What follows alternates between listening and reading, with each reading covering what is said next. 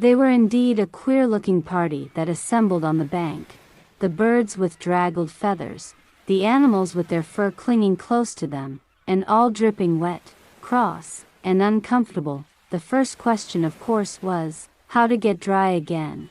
They had a consultation about this, and after a few minutes it seemed quite natural to Alice to find herself talking familiarly with them, as if she had known them all her life.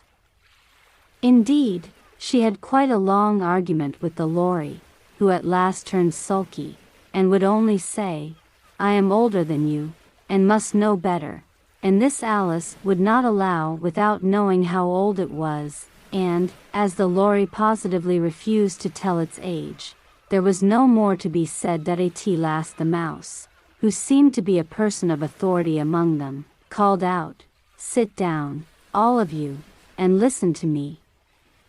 I'll soon make you dry enough." They all sat down at once, in a large ring, with the mouse in the middle. Alice kept her eyes anxiously fixed on it, for she felt sure she would catch a bad cold if she did not get dry very soon. "Ahem," said the mouse with an important air. "Are you all ready? This is the driest thing I know. Silence all round, if you please." William the Conqueror, whose cause was favored by the Pope, was soon submitted to by the English, who wanted leaders, and had been of late much accustomed to usurpation and conquest. Edwin and Morcar, the Earls of Mercia and Northumbria. "Ugh," said the Lory, with a shiver. "I beg your pardon," said the mouse, frowning, but very politely. "Did you speak?" "Not I," said the Lory hastily. "I thought you did," said the mouse. "I proceed. Edwin and Morcar, the Earls of Mercia and Northumbria, declared for him, and even Stigand, the patriotic Archbishop of Canterbury, found it advisable." "Found what?" said the duck. "Found it," the mouse replied rather crossly. "Of course you know what it means." "I know what it means well enough. When I find a thing," said the duck, "it's generally a frog or a worm. The question is, what did the Archbishop find?" The mouse did not notice this question, but hurriedly went on. "Found it advisable to go with Edgar Atheling to meet William and offer him the crown. William's conduct at first was moderate, but the insolence of his Normans. How are you getting on now, my dear?" it continued, turning to Alice as it spoke. "As wet as ever," said Alice in a melancholy tone. "It doesn't seem to dry me at all." "In that case," said the dodo solemnly, rising to its feet, "I move that the meeting adjourn, for the immediate adoption of more energetic remedies." "Speak English," said the eaglet. "I don't know the meaning of half those long words, and, what's more, I don't believe you do either." And the eaglet bent down its head to hide a smile. Some of the other birds tittered audibly. "What I was going to say," said the dodo in an offended tone, "was, that the best thing to get us dry would be a Caucus-Race." "What is a Caucus-Race?" said Alice. Not that she wanted much to know, but the dodo had paused as if it thought that somebody ought to speak, and no one else seemed inclined to say anything. "Why," said the dodo, "the best way to explain it is to do it. And, as you might like to try the thing yourself, some winter day, I will tell you how the dodo managed it. First it marked out a race course, in a sort of circle.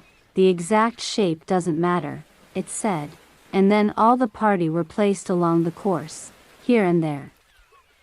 There was no 1, 2, 3, and away, but they began running when they liked, and left off when they liked, so that it was not easy to know when the race was over.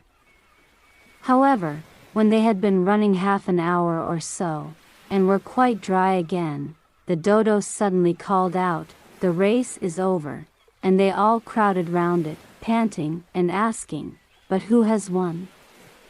This question the dodo could not answer without a great deal of thought, and it sat for a long time with one finger pressed upon its forehead, the position in which you usually see Shakespeare, in the pictures of him, while the rest waited in silence. At last the dodo said, "Everybody has one, and all must have prizes." "But who is to give the prizes?" quite a chorus of voices asked. "Why, she, of course," said the dodo, pointing to Alice with one finger, and the whole party at once crowded round her, calling out in a confused way, "Prizes! Prizes!" Alice had no idea what to do, and in despair she put her hand in her pocket, and pulled out a box of comfits. Luckily the salt water had not got into it, and handed them round as prizes. There was exactly one apiece, all round, but she must have a prize herself, you know, said the mouse. "Of course," the dodo replied very gravely. "What else have you got in your pocket?" he went on, turning to Alice. "Only a thimble," said Alice sadly. "Hand it over here," said the dodo.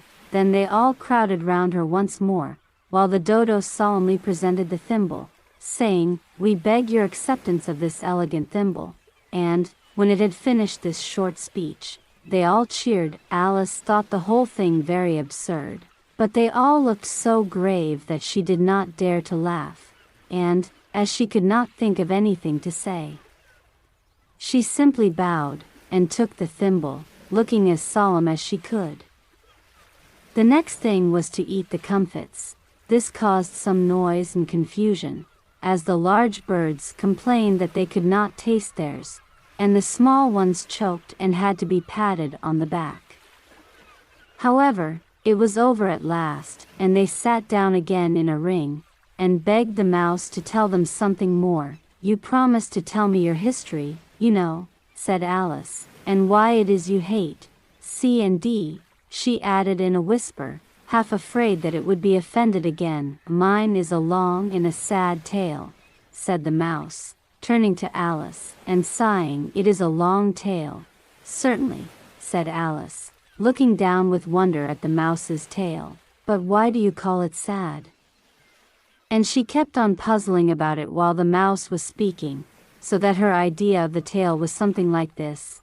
Fury said to a mouse, that he met in the house, "Let us both go to law. I will prosecute you. Come, I'll take no denial.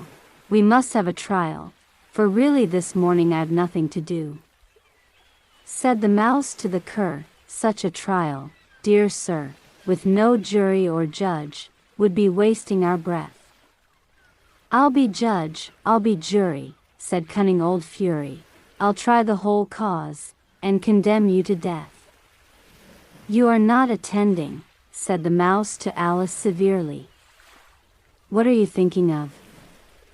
"I beg your pardon," said Alice very humbly. "You had got to the fifth bend, I think?" "I had not," cried the mouse, sharply and very angrily. "A knot," said Alice, always ready to make herself useful, and looking anxiously about her. "Oh, do let me help to undo it." "I shall do nothing of the sort," said the mouse, getting up and walking away. "You insult me by talking such nonsense." "I didn't mean it," pleaded poor Alice. "But you're so easily offended, you know." The mouse only growled in reply, "Please come back and finish your story." Alice called after it, and the others all joined in chorus, "Yes, please do." But the mouse only shook its head impatiently, and walked a little quicker. "What a pity it wouldn't stay," sighed the lory, as soon as it was quite out of sight, and an old crab took the opportunity of saying to her daughter, "My dear, let this be a lesson to you never to lose your temper." "Hold your tongue, ma," said the young crab, a little snappishly. "You're enough to try the patience of an oyster." "I wish I had our Dinah here, I know I do," said Alice aloud, addressing nobody in particular. "She'd soon fetch it back." "And who is Dinah, if I might venture to ask the question?" said the lory. Alice replied eagerly, for she was always ready to talk about her pet, Dinah's our cat. And she's such a capital one for catching mice you can't think. And oh, I wish you could see her after the birds. Why, she'll eat a little bird as soon as look at it."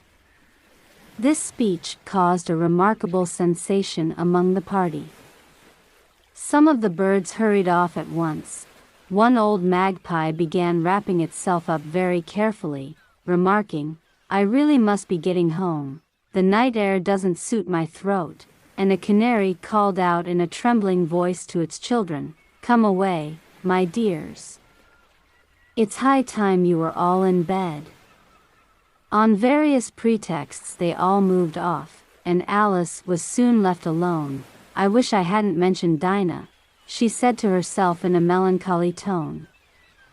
"Nobody seems to like her, down here, and I'm sure she's the best cat in the world. Oh, my dear Dinah. I wonder if I shall ever see you any more." And here poor Alice began to cry again, for she felt very lonely and low-spirited. In a little while, however, she again heard a little pattering of footsteps in the distance, and she looked up eagerly, half hoping that the mouse had changed his mind, and was coming back to finish his story.